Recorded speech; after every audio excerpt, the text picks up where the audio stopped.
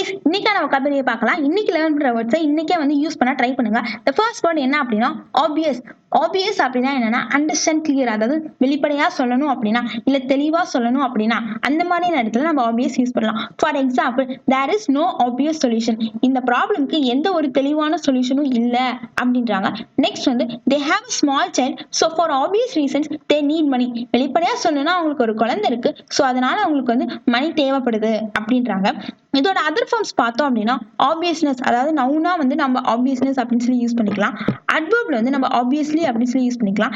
இப்படி கூட சொல்லலாம், your answer was obviously wrong. அதாவது உங்க ஃப்ரெண்ட்ஸ் யாராவது ரைட்டா போட்டிருந்தாலோ இல்லை ராங்கா போட்டிருந்தாலோ இப்படி சொல்லலாம், your answer was obviously wrong அப்படின்னு சொல்லி சொல்லலாம். நெக்ஸ்ட் வேர்ட் பார்த்தோம் அப்படின்னா கிரீஃப். கிரீஃப் அப்படின்னா என்னன்னா கிரேட் சேட்னஸ், அதாவது ரொம்ப கவலையா இருக்காங்க அப்படின்னா அந்த மாதிரி நேரத்தில் நம்ம கிரீஃப் யூஸ் பண்ணலாம். உங்க ஃப்ரெண்ட்ஸ் கிட்ட இப்படி கூட கேட்கலாம், வாட்ஸ் யுவர் கிரீஃப், உன்னோட கவலை தான் என்ன அப்படின்னு சொல்லி நம்ம கேட்கலாம். பர்டிகுலர்லி இன் டெத் பிளேசஸ்ல நம்ம இந்த கிரீஃப் அப்படின்ற வேர்டை நம்ம யூஸ் பண்ணிக்கலாம். Example sentence, his friends have been giving him a lot of grief. அதாவது என்னோட ஃப்ரெண்ட்ஸ் வந்து இவனுக்கு ரொம்ப கவலைகளை கொடுக்குறாங்க அப்படின்னு தான் இதோட மீனிங். அதர் ஃபார்ம் பார்த்தோம் அப்படின்னா வேர்பா நம்ம வந்து கிரீவ் அப்படின்னு சொல்லி யூஸ் பண்ணிக்கலாம். அட்ஜெக்டிவ்ல வந்து கிரீவஸ் அப்படின்னு சொல்லி யூஸ் பண்ணிக்கலாம். Example, her death was a grievous shock.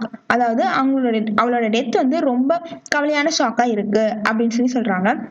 Next word present கண்டினியூஸ்ல நம்ம கிரீவிங் அப்படின்னு சொல்லி சொல்லலாம். Example, they are still grieving for their dead child. அதாவது இறந்த குழந்தைய பத்தி அவங்க இன்னும் நினைச்சு இன்னும் கவலைப்பட்டுட்டே இருக்காங்க அப்படின்னு தான் இதோட meaning. So if you are not subscribe our channel, it will grieves me, so do subscribe. By.